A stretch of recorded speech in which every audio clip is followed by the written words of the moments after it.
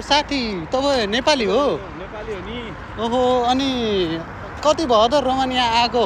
कस्तो छ कामदाम? 1 वर्ष भयो काम हो?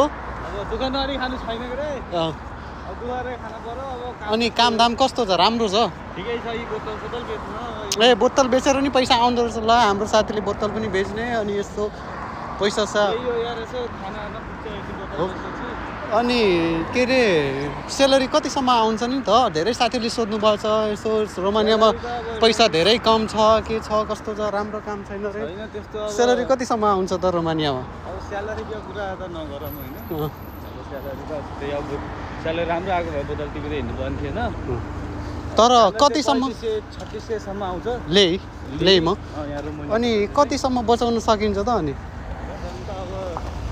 अब बोतल यसै टिपियो भने बोतल सकिन्छ। 1 लाख जति बचाउन सकिन्छ त रोमानियामा? ओहो, अरू दाइहरू पनि हुनुहुन्छ। हो, कति भयो आएको रोमानिया? ठिक भयो हजुर, ठिक छ हजुर। कहाँ जानुभयो त? मार्केट जानुभयो? मार्केट गएर आउनुभएको?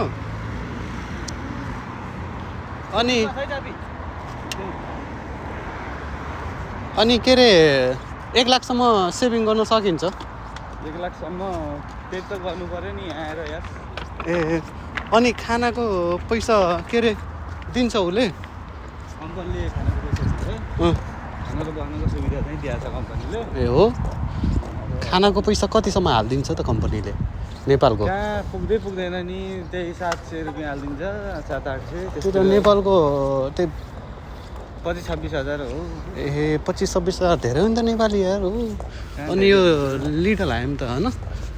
ल, ठिक छ त। अब यसो रोमानियामा पनि एउटा भ्लग बनाइयो। ल, आउने साथीहरूलाई वेलकम छ है रोमानियामा। ल।